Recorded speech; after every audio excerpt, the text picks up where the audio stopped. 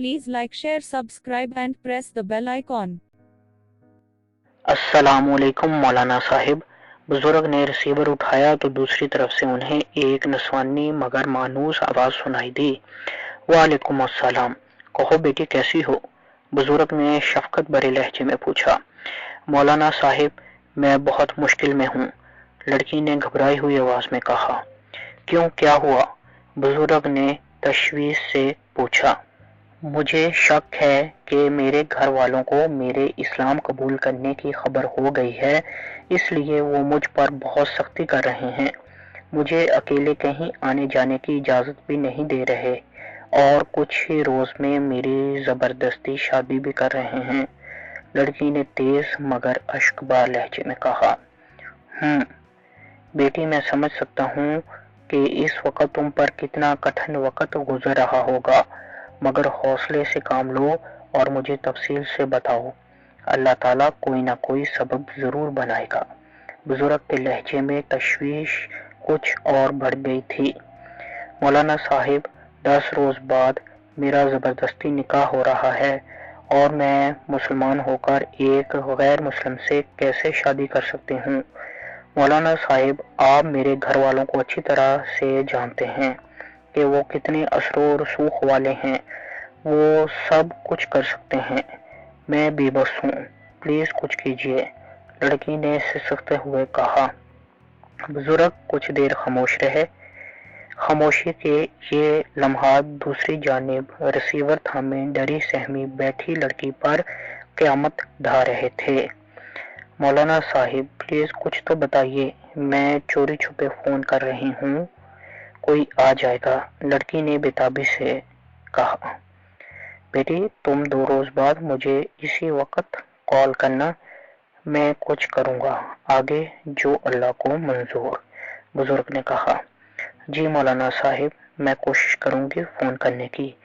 आपको शायद अंदाजा नहीं मुझ पर कितनी सख्ती हो रही है और शादी के लिए मुझ पर बहुत दबाव डाला जा रहा है, मगर मैं आपको बता दूं, मैं मर तो जाऊंगी लेकिन ये सब नहीं होने दूंगी, लड़की ने मजबूत मगर भीगे लहजे में कहा और रिसीवर रख दिया, जबकि बुजुर्ग रिसीवर को बगौर देखते हुए किसी गहरी सोच में थे। आज क्लब में गुजरे वाक़े को 7 रोज हो चुके थे और हर बार की तरह वो अब भी सोते में नीली ब्राउन आंखों, सफेद रंगत पर मुस्कुराहट सजाए होंठ और उनसे खारिज होती मदहोश और गहरी सांसों की तिलिस्म के साथ साथ अनजान मगर मीठे लिम्स के सहर से घबरा कर उठ बैठी थी। कैसा रूह को मौतर और दिल में गुदगुदी कर देने वाला वो लिम्स था। वो बेख्तियार मुस्कुराई। जमात ने तो मुझे कई बार छुआ है, मगर ऐसा एहसास कभी नहीं हुआ। फिर उस शख्स के हाथों में ऐसा क्या है जो मेरे बाजुओं, मेरी कमर पर गुदगुदी कर रहा है? तंजीला सच कहती है, मैं 2 कश्तियों की मुसाफिर बन रही हूँ। पिछले 7 रोज से मैं कोशिश के बावजूद भी उस शख्स को भुला नहीं पा रही। उसे देखकर दिल को न जाने क्या होने लगता है। धड़कन इतनी बढ़ जाती है जैसे दिल अभी पसलियों से उछलकर उस शख्स के कदमों में जा गिरेगा। मेरे दिल के दरवाजों पर वो जोर जोर से दस्तक दे रहा है और मुझे ये हकीकत तस्लीम कर लेनी चाहिए कि मैं उसके लिए अपने दिल के दर खोलने को बेचैन हूँ। नहीं नहीं, मुझे खुद को संभालना है, उससे दूर रहना है। मुझे ये हरगिज गवारा नहीं कि उस शख्स की शख्सियत मुझे तस्खीर कर ले। मुझे अपनी अना, खुददारी और जमात से की गई मोहब्बत की लाज रखनी है। मुझे उस शख्स से बर्ताव में नफरत की मिलावट को मजीद घोलना है। मुझे उसे ये बावर कराना है कि अरीबा फयाज जीत के लिए बनी है, हारने के लिए नहीं। ये सब बहुत मुश्किल है, मगर मुझे हर हाल में करना है और मैं करूंगी भी। ایک ماہ میں ہی رباز فراب سے اس قدر امپریس ہو گیا تھا کہ اس کی ہر کہی بات پر آنکھیں بند کر کے یقین کرنے لگا تھا۔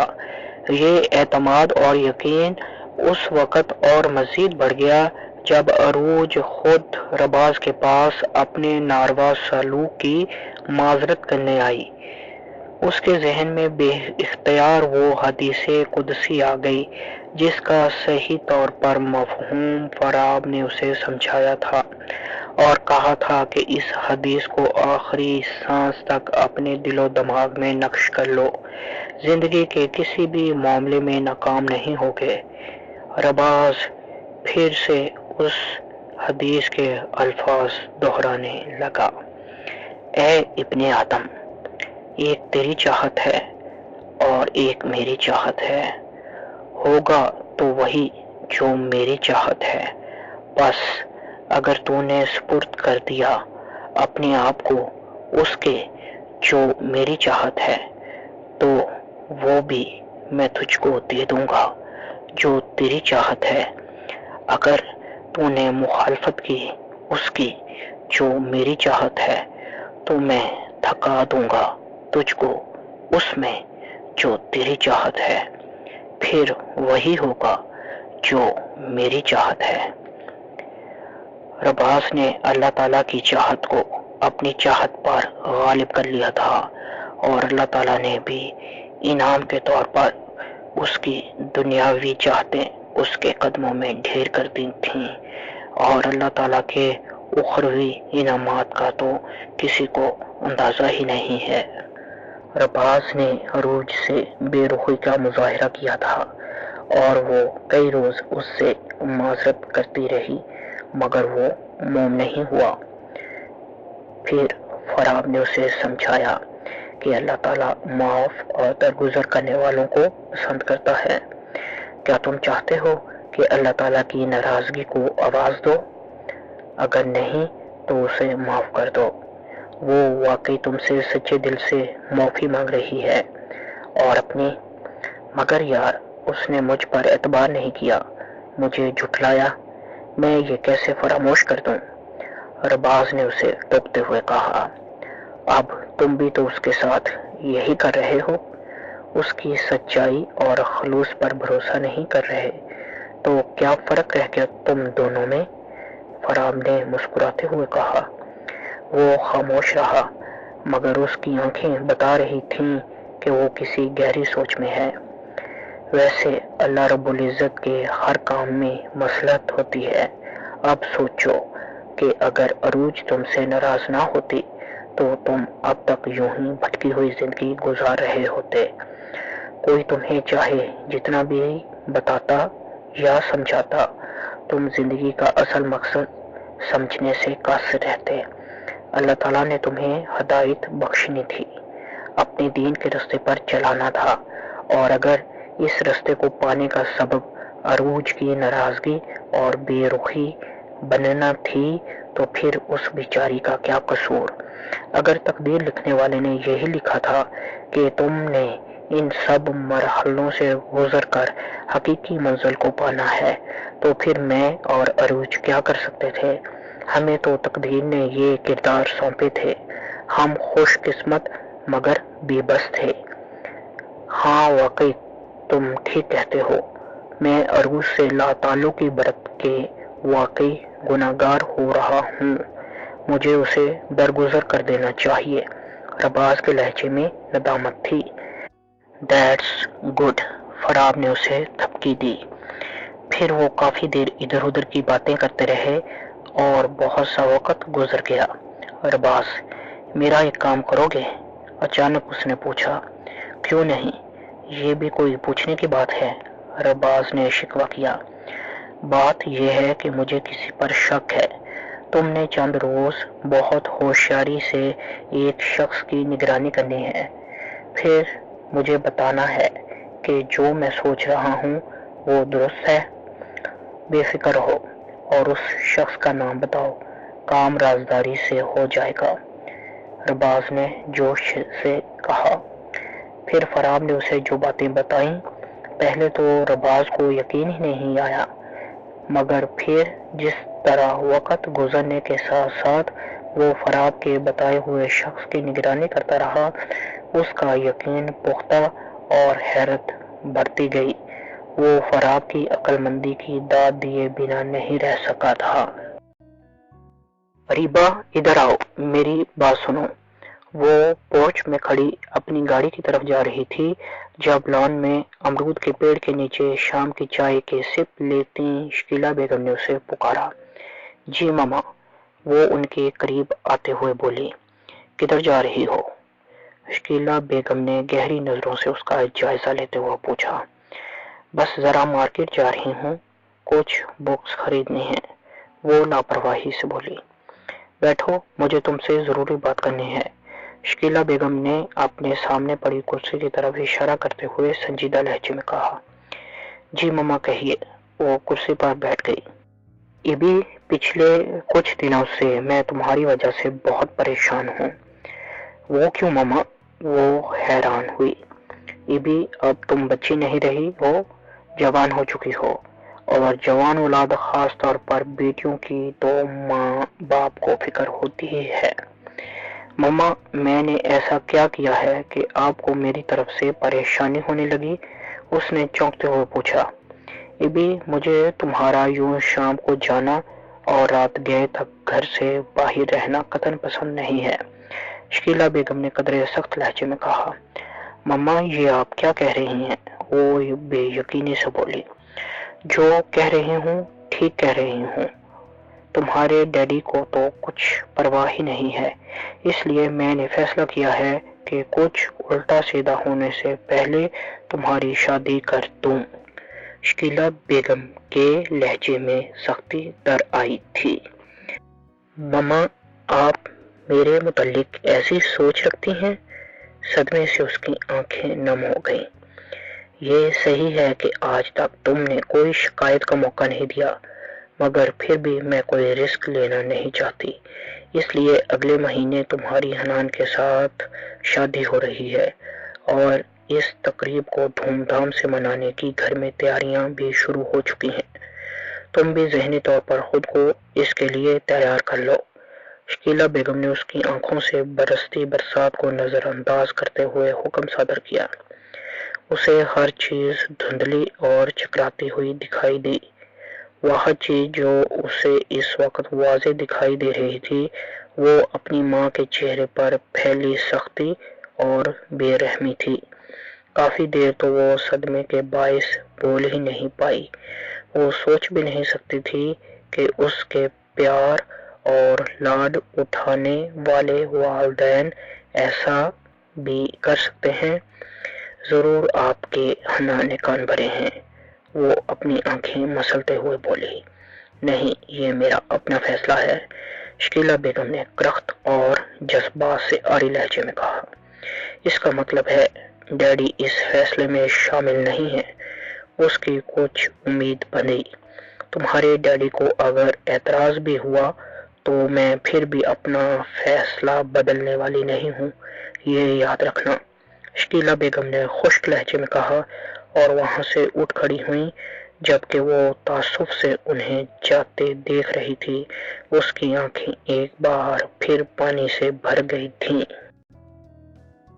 آج کافی دنوں کے بعد بشر کی کال آئی تھی اور وہ اس کی آواز سنتے ہی شکایت کیے بنا نہیں رہ سکی تھی کہ اتنے دنوں بعد کال کیوں کی۔ سوری فرینڈ، میں ملک سے باہر گیا ہوا تھا، اس لیے بات نہیں کر سکا، وہ معذرت خواہانہ لہجے میں بولا۔ بہانہ تو نہیں بنا رہے؟ کیا مطلب؟ میں کیوں بہانہ بناؤں گا؟ بشر نے تعجب سے پوچھا۔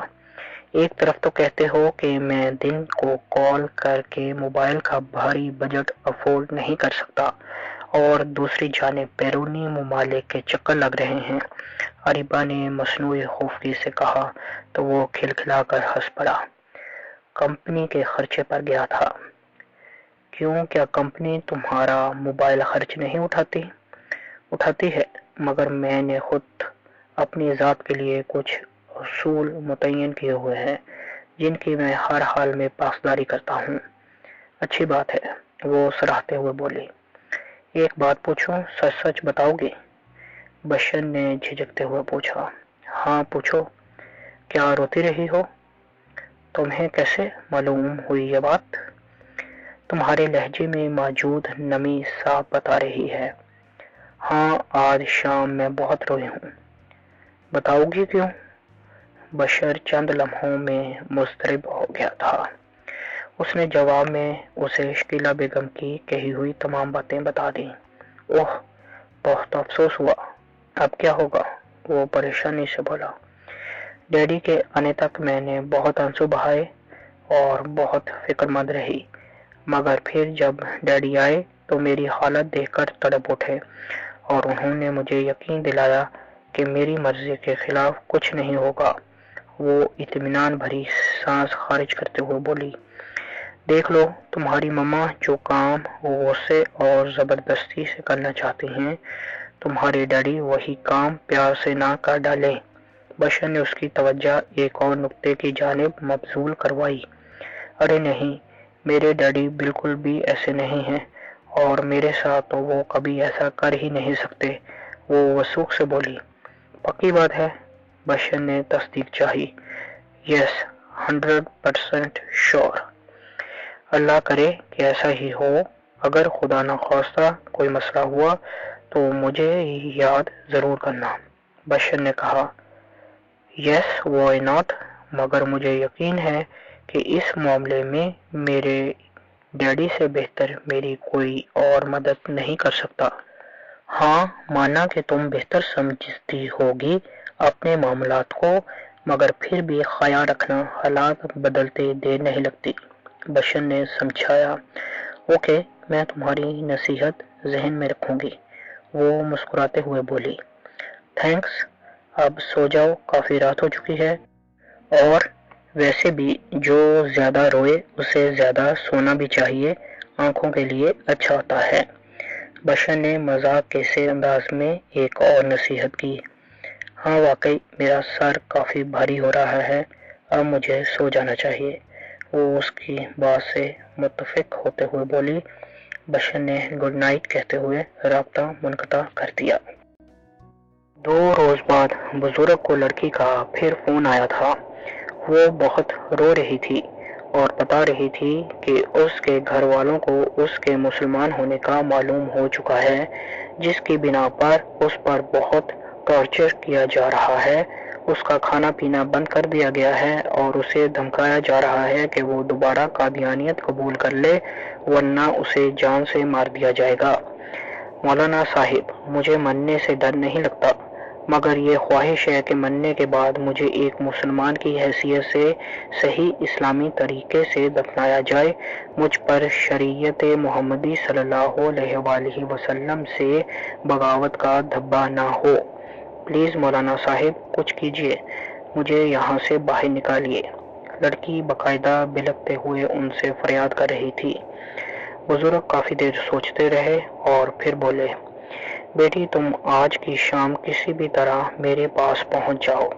میں نے تمہارے مسئلے پر بہت غور و خوض کیا ہے اور مجھے اس کا ایک ہی حل نظر آیا ہے، اور وہ یہ کہ کسی مسلمان لڑکے سے تمہارا نکاح کر دیا جائے۔ مولانا صاحب، میرے والد اس لڑکے کو جان سے مار ڈالیں گے، آپ جانتے ہیں کہ وہ کتنے اثر و رسوخ والے ہیں۔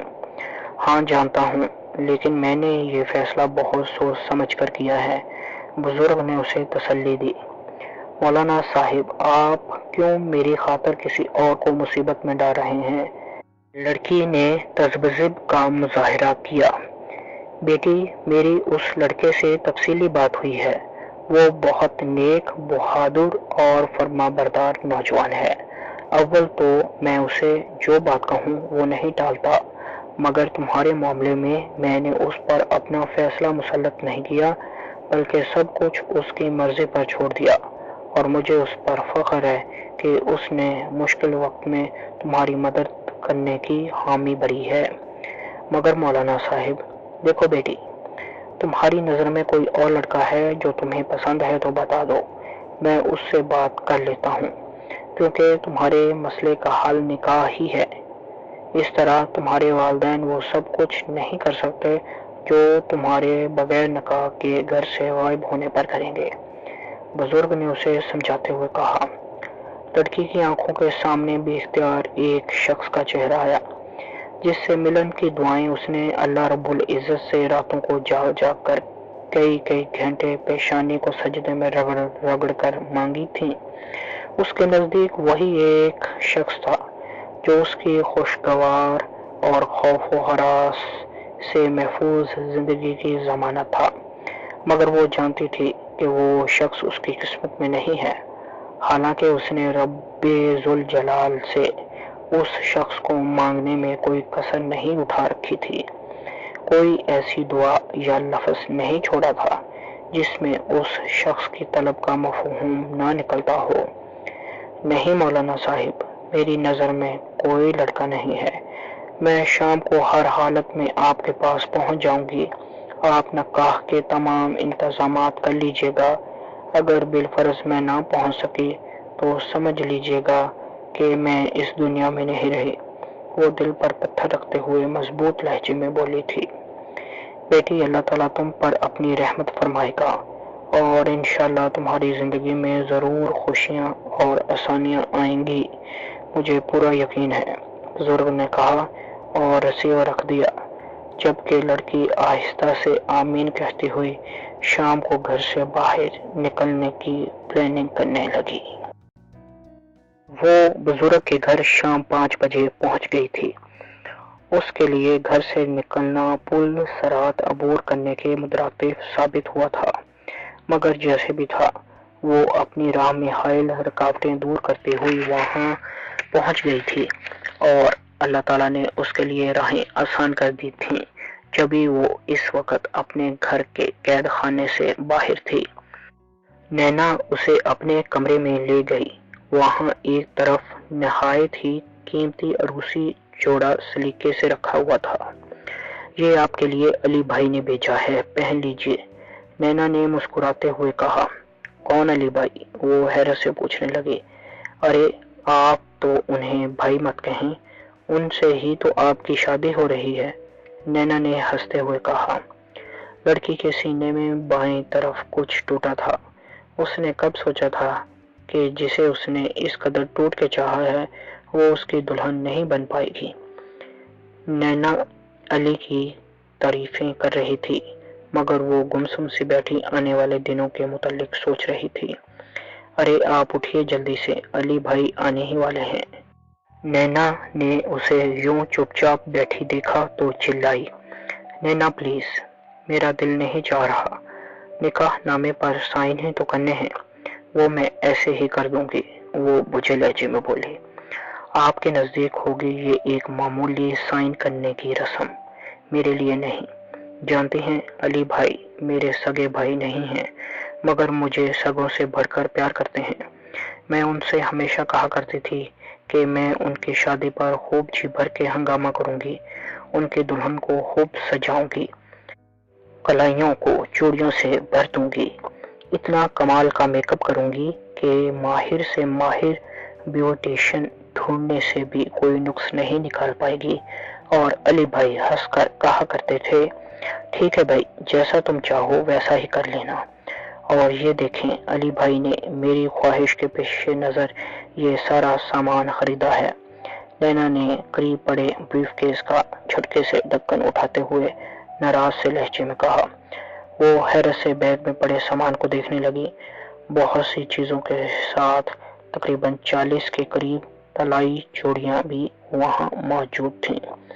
اس کی آنکھوں میں بے اختیار پانی آ گیا اور وہ سوچنے لگی، چلو میری تو خواہش پوری نہیں ہو سکی، مگر میں اس معصوم لڑکی کو تو اپنی آرزو پوری کر لینے دوں۔ پھر نینا نے اسے بڑے چاؤ اور اہتمام سے تیار کیا۔ وہ خاموشی سے ہر کام کرتی گئی، یہاں تک کہ علی کے آنے پر اسے اس کے برابر لے جا کر بٹھا دیا گیا۔ اس کی نظریں جھکی ہوئی تھیں اور وہ ہمت نہیں کر پا رہی تھی کہ اپنے ساتھ بیٹھے اس شخص کو دیکھ لے جس کے نام وہ اپنا سب کچھ کرنے جا رہی تھی۔